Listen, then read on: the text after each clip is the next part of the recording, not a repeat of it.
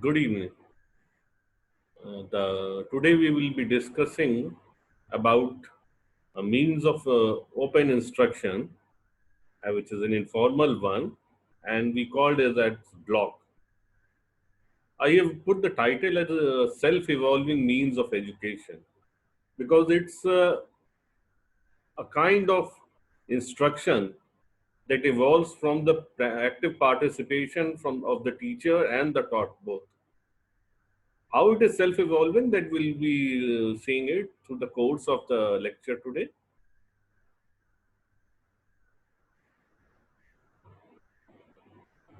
What we are teaching these days, we are using the method, the classroom lecture method, which was devised about 200 years back.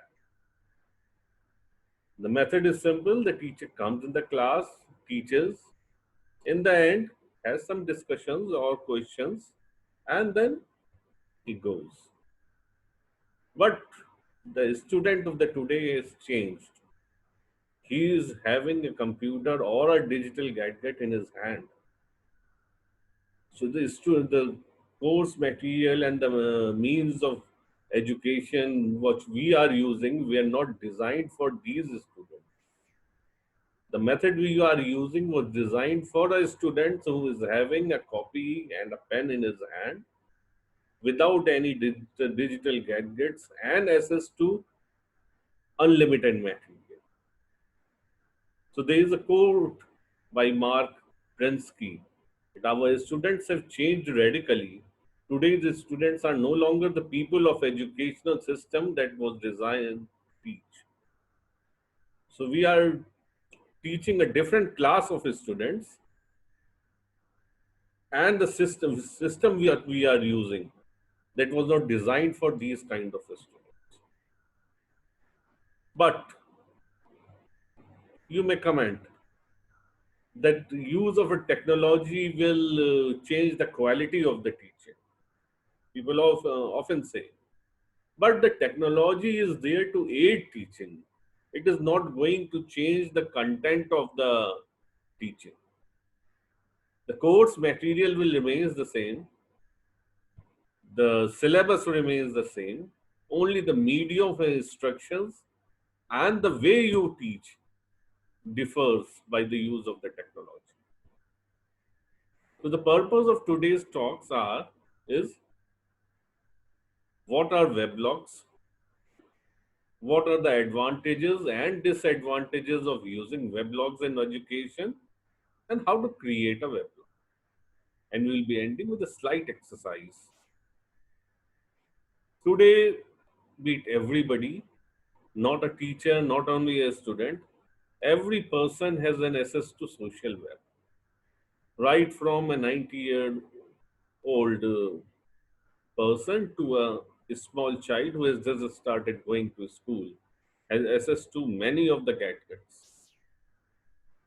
These social web are children started to use this social web for gaming purposes. We at our stage we use it for collaboration. We increase our social networking through Facebook and other means. Blogging like Twitter and all. Twitter is also a kind of blog. Media sharing, mobile. Everybody is having mobile these days. Conversation. Now let us come to a teacher. What teacher is having? Teacher is primarily having the curriculum documents, his colleagues with him, with whom he can discuss these curriculum documents. He has access to digital photo sharing. He can share the photographs.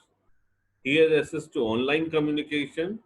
He's also access to the networking also. He nowadays he is also having access to the video conferencing. He is having access to references like Wikipedia and all. He has out access to his community, to his family, to his community. He is having some obligations there also. And of course, the popular media is there. So a teacher is having everything right from curriculum students, the traditional one, to all the instructional means that are required for teaching. So now a teacher today is a network person. He can communicate with anybody sitting at any corner of the world in any means he likes. Of course, not directly, but through internet. This is a typical blog that I wanted to show you what a blog looks like, what I will be talking of. This is a classroom blog. Their resources for different classes are there, e-content and material is there, and assessment assignments for the students are there.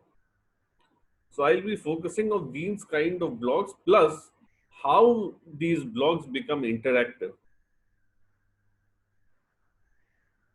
A blog is basically it's a means of transferring the usual classroom activities to cyberspace, and we can develop it one to one and one to many and many to one interactions through weblogs. We can create a weblog for a single student also, and we can create a weblog for 100 students. And those 100 students can give the feedback to the same blog. There are many definitions for weblog. I will be concentrating on the two definitions. The first one is by John Barger. A blog is a simple web page where a blogger logs all the information he wants to deliver. The format is normally to add the newest entry at the top of the page so that repeat visitors can catch up simply reading down the first page until they reach a link they saw on their last visit.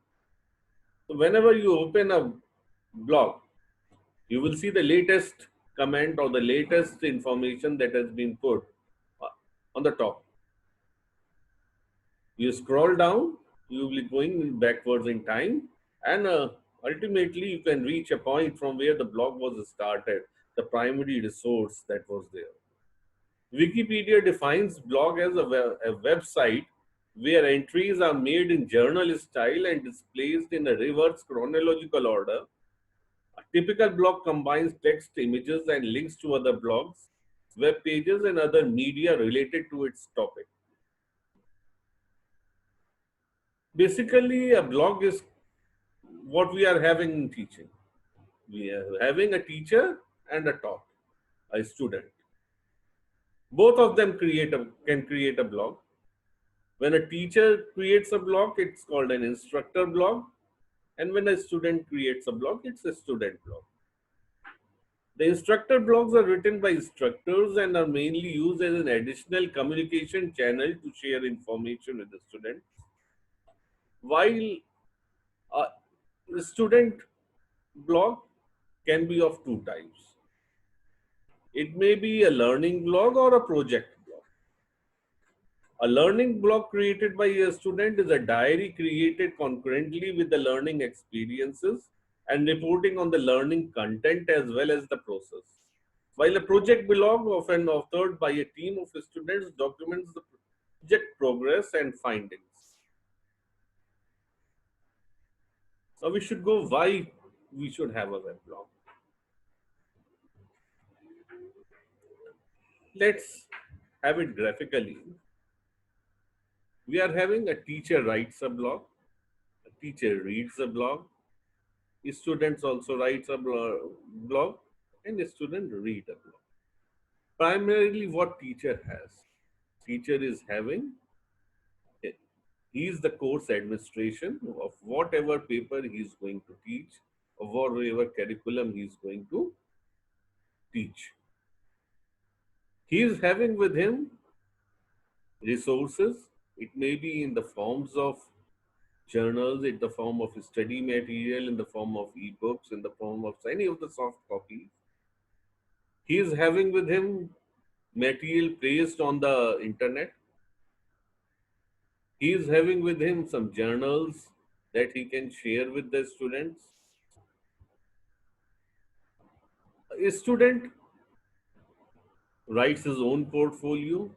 He can consult it to the material openly available on the internet. And the student can share this, all the information he's having, all the study material that he gathers from various internet sources with his colleague students. And ultimately, what the students have, what the teacher has written in his course material that he is having, and the primary source material that can be in any form, in any of the ebook form, or any study material that has been provided beforehand. So a student is having access to these two components in last, and these two components are accessible to him with the use of technology. We are having three levels of communication. One is the personal one, where a teacher interacts with a single student, and we can increase the sphere. We come to class, where a teacher can interact with a class of 100 students or 200 students, whatever the strength it may be.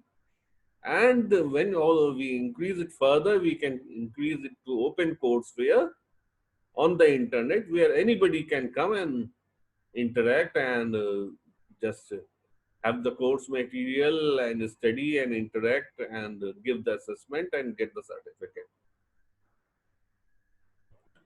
Blogs are basically informal means. They are not very formal. You are not sitting in the class. How it is informal, that we will be seeing further when we see the advantages. In a class, we have a limitation that the class will start at this time, it will end at this time. A student is required to be present from this time to this time in the class, and there are certain rules and regulations that he has to obey in the class.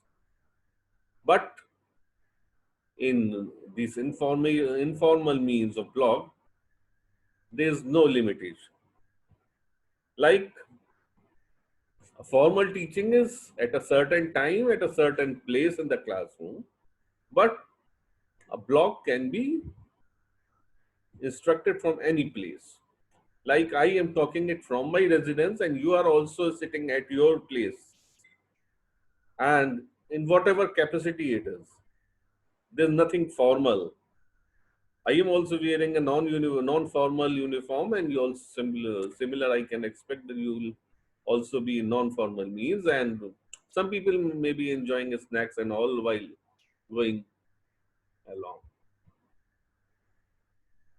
Like what I said, the formal education is at a certain time and at a certain place, but an informal means like blog is teaching any time at any place. The second advantage is the blog makes the task or the instruction demand oriented and participant oriented.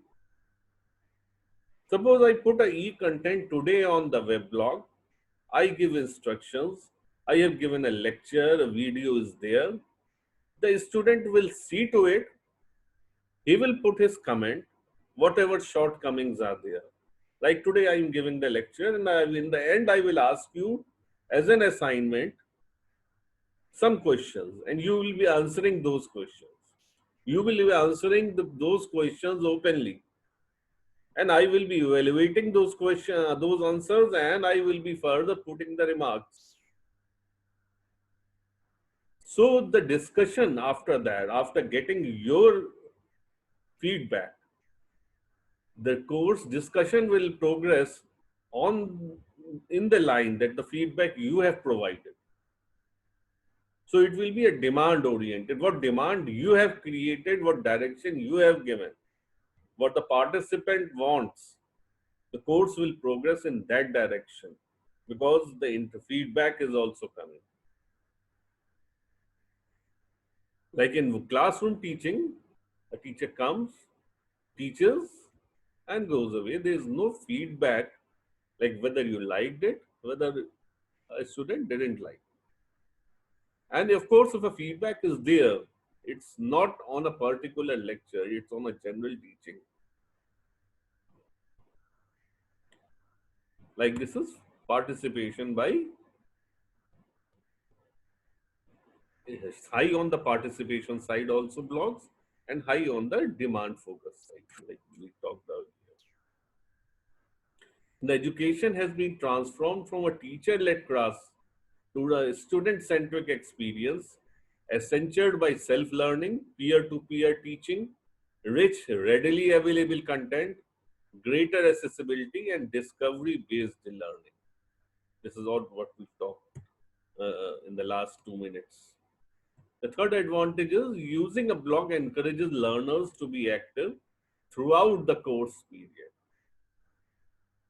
You will be active throughout the course period because there's that's a constant interaction. I am giving you assignments, you are submitting assignments, and I am discussing on those assignments and giving you another assignment. So if you are not attentive in the class, you will not be able to submit the assignment in due time. So it makes everybody quite living in the interaction. In the traditional classes, what happens? When the class starts, students seeing things that he will study it on his own, he will prepare notes, and when the exam approaches, he starts searching for notes prepared by somebody else, and then what we call exam fever is there, and he is ready to take the exams. But in constant integration, he is to be active. For the advantages, the using a blog helps learners improve their writing competencies. It improves the way you write because you have to comment, you have to write something, you have to write on the topic of the discussion, and that should be relevant. So it also improves the way you write. It captures the changes in thinking. Like, suppose a topic starts, you are not expected to have the 100% knowledge of the topic at the very first instance. So what your comment will be there initially and what the comment after 4 or 5 rounds of interaction with the feedbacks and assignments will be, that will be different. And the teacher will be able to assess the level of the maturity that is coming in your answers. It also invites people to collaborate, to interact, because a student is not only seeing his comments there, what feedback he has given, but also what other students are giving. So he's also getting monitored by his colleagues, by his classmates, as well as by the teacher. These are the many to many and technical knowledge bags that we can have it right now we are having with us. It is more informal, like I said before. It can be combined with work because you need not come to the class, you need not come to the campus, and it may involve interaction with external people also. Like external people, I am giving a lecture to you right now. I am an external person to you, but I am interacting to you sitting in my residence. I am not a regular teacher for your class. And simply you can interact with number of people. There may be number of resource persons who will be coming and interacting with you and delivering to you the content. It also facilitates the use of images, the use of multimedia, also other gadgets, the interface. Nowadays, there are virtual labs where you can perform your experiment also on the internet. If and lastly, it reduces the cost. The electricity bill is not coming from the class. You need not have auxiliary manpower to assist the teacher, to assist the students. You are sitting at your place. The cost of transportation and all is also reduced. And the cost for exams, for the rooms, for the papers, for the pencils, control, transportation, everything. It encourages the people to continuously try things out. Whenever you will get you will give a feedback whenever you will give. interact, to come out with some new ideas.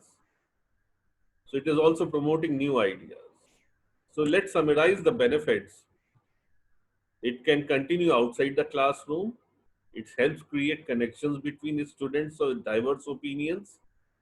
We make it easier and sharing knowledge and information, provides higher levels of learning, supports teamwork, it encourages informal communication, it encourages accuracy or increases, the grading is faster, easier, and in a big country like India, where there are many instructors and students, blogs improve the coordination and allow interaction to a far greater extent.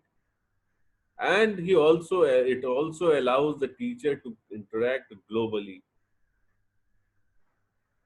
So basically, the blog instruction enables the teacher to integrate the administration also.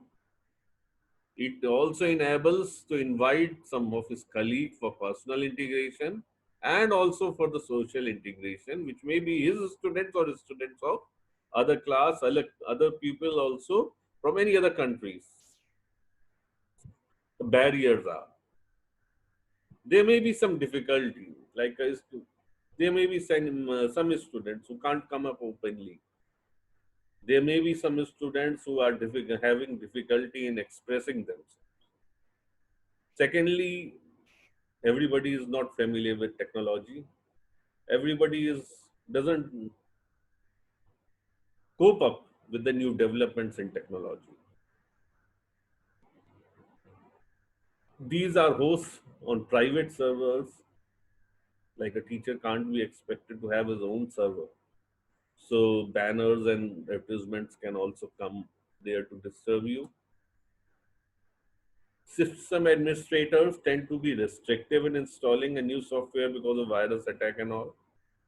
It may suffer troll infestations and degradation in accuracy over time.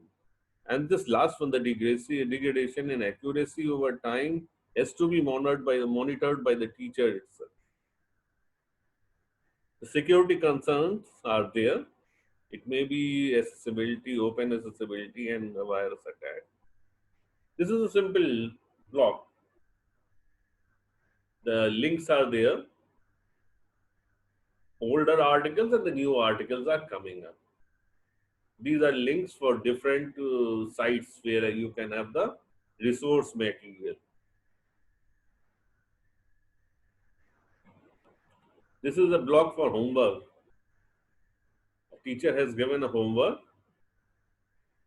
and then the students will answer them what I told you right now, and that will continue. These are the student answers that the students have given, and the teacher will see these answers, and every student is seeing the answer what the other student has given, and seeing the student these answers, teacher will all communicate to one student and to all the students.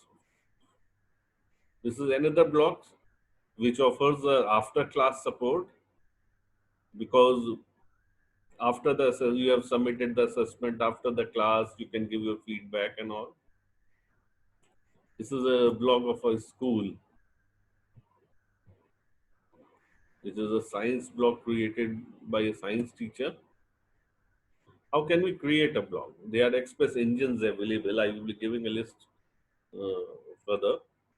You can create an account on the engine, and then you can, they are how to, the engine gives you various options to configure your account.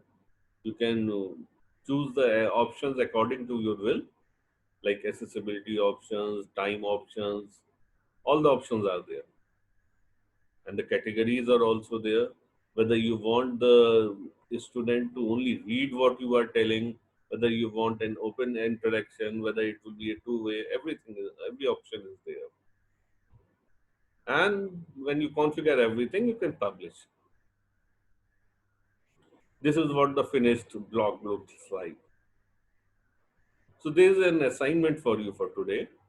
You just prepare a short note of your on your topic, and add references and recommended readings to it, and then share it on your Facebook page. And similarly, you'll be receiving a note what some of your colleague has written. Just evaluate your colleague's answer and send it further. There will be a chain created in this way, and ultimately you will receive your own content in the last.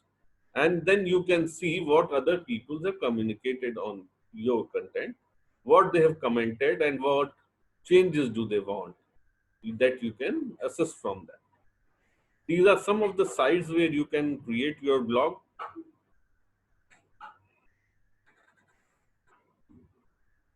And in the last, blogging gives you, or it inculcates a habit of writing. You start writing with comments, you start, then you come up with assignments, then you come up with your questions. Gradually, your vocabulary, your way of expression improves, and ultimately, you start creating your own blogs. So, it inculcates a way of writing, it inculcates a habit of writing in you. So, I will be ending my talk here, and I will be expressing the assignment which I have given to you. You can submit it on my web page, and you have already got the